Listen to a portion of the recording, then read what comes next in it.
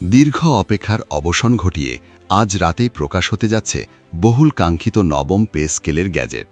প্রিয় সরকারি চাকরিজীবী ভাই ও বোনেরা, আজকের সকালের আপডেট নিউজে আপনাদের স্বাগতম। যারা আমাদের চ্যানেলে নতুন তারা এখনই চ্যানেলটি সাবস্ক্রাইব করুন। আর হ্যাঁ, অবশ্যই কমেন্ট করে জানাবেন আপনারা কে কোন জেলা থেকে আমাদের ভিডিওটি দেখছেন। তবে চলুন কথা না বাড়িয়ে আজকের সর্বশেষ সংবাদটি জেনে নিন। প্রধানমন্ত্রী তারেক রহমান অর্থমন্ত্রীকে অত্যন্ত সুস্পষ্টভাবে জানিয়ে দেন যে সরকারি চাকরিজীবীদের জন্য বেতন বৃদ্ধি করাটা এখন সবচেয়ে মুখ্যম সময়। দ্রব্যমূল্যের ঊর্ধ্বগতি এবং জীবনযাত্রার ব্যয় বৃদ্ধির কারণে সাধারণ কর্মচারীরা যে আর্থিক সংকটের মধ্য দিয়ে যাচ্ছেন তা নিরসনে আর এক মুহূর্তও দেরি করতে রাজি নয় সরকার। তাই প্রধানমন্ত্রী দেশের বাইরে থাকলেও গ্যাজেট প্রকাশের সম্পূর্ণ দায়িত্ব অর্থমন্ত্রী আমির খসরুর কাঁধে অর্পণ করা হয়েছে। প্রধানমন্ত্রীর এই নির্দেশের ফলশ্রুতি আজ বিকেল থেকেই অর্থ মন্ত্রণালয়ে ব্যাপক কর্মতৎপরতা লক্ষ্য করা যায়। অর্থমন্ত্রী আমির খসরু এবং মন্ত্রণালয়ের ঊর্ধ্বতন সচিবদের সঙ্গে আজ একটি অত্যন্ত দীর্ঘ ও গুরুত্বপূর্ণ আলোচনা অনুষ্ঠিত হয়েছে। এছাড়াও নবম পে স্কেল বাস্তবায়নের জন্য গঠিত পর্যালোচনা কমিটির একাধিক সদস্যের সঙ্গেও আজ রুদ্ধদ্বার বৈঠক করেছেন অর্থমন্ত্রী আমির খসরু।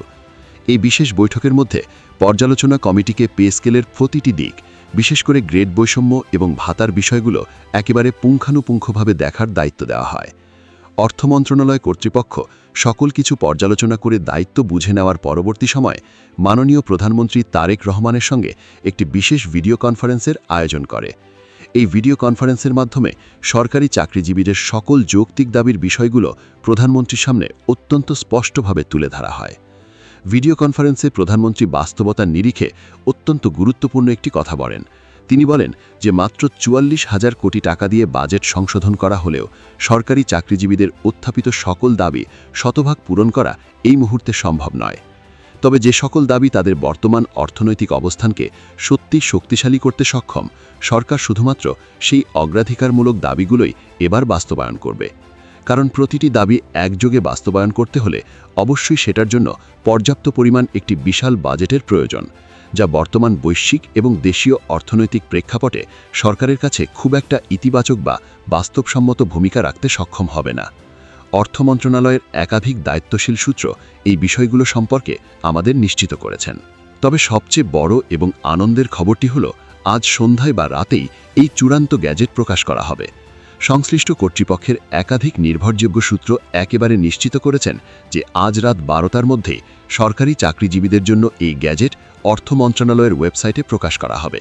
এই বিষয়টি এখন শতভাগ নিশ্চিত। তবে এই নতুন গ্যাজেটের মধ্যে সবচেয়ে বেশি যে বিষয়টি গুরুত্বপূর্ণ অবস্থান রেখেছে তা হল অবসরকালীন সুযোগ সুবিধা এবং পেনশন বৃদ্ধি। শুধুমাত্র এই দুইটি খাতের সুবিধা উল্লেখযোগ্য হারে বৃদ্ধি করার মধ্য দিয়ে সরকারি চাকরিজীবীদের অধিকাংশ দাবি যথাযথভাবে ও অত্যন্ত সুকৌশলে উপস্থাপন করেছেন সংশ্লিষ্ট কর্তৃপক্ষ। নাম অপ্রকাশিত রাখার শর্তে অর্থ মন্ত্রণালয়ের একজন ঊর্ধ্বতন কর্মকর্তা জানিয়েছেন, সরকারি চাকরিজীবীদের বেতন বৃদ্ধির বিষয়টি সকলের জন্য সহজতর করার লক্ষ্যে অর্থ মন্ত্রণালয় থেকে আরও কয়েকটি জটিল ধাপ অতিক্রম করা হয়েছে। তাদের প্রণীত প্রতিটি ধাপ অনুযায়ী সরকারি চাকরিজীবীদের এখন নবম জাতীয় বেতন স্কেল সকল দিক থেকে ইতিবাচক এবং পর্যালোচনা কমিটির সঙ্গে সমন্বয় করে পদক্ষেপ গ্রহণ করেছে। অর্থ মন্ত্রণালয় আনুষ্ঠানিকভাবে জানিয়েছে যে মাননীয় প্রধানমন্ত্রী তারেক রহমানের সরাসরি নির্দেশক্রমে সকল কার্যক্রম বাস্তবায়নে তারা নতুন সিদ্ধান্ত গ্রহণ করেছে। এই নতুন সিদ্ধান্ত মোতাবেক চাকরিজীবীদের বাড়ি ভাড়া, চিকিৎসা ভাতা এবং শিক্ষা সহায়ক বা উচ্চ ভাতা, এই তিনটি গুরুত্বপূর্ণ ভাতা নিয়ে দীর্ঘ আলোচনা করা হয়েছে। তবে এর মধ্যে বাড়ি ভাড়া, চিকিৎসা ভাতা এবং যাতায়াত ভাতাকে সবচেয়ে বেশি প্রাধান্য দেওয়া হয়েছে। মাননীয় অর্থমন্ত্রী আমির খসরু জানিয়েছেন, আমরা নতুন পে স্কেলে যাতায়াত ভাতাকে বিশেষভাবে অন্তর্ভুক্ত বা ইন করব। কারণ বর্তমান সময়ে এই যাতায়াত ভাতা সরকারি চাকরিজীবীদের জন্য অত্যন্ত নিত্য প্রয়োজনীয় এবং অপরিহার্য একটি বিষয় হয়ে দাঁড়িয়েছে। তাই যাতায়াত ভাতাকে আপাতত ইন করার মধ্য দিয়ে সরকারি চাকরিজীবীদের প্রকৃতপক্ষে সকল যৌক্তিক দাবি বাস্তবায়নে একটি নতুন ও যুগান্তকারী সুপারিশ করা হয়েছে।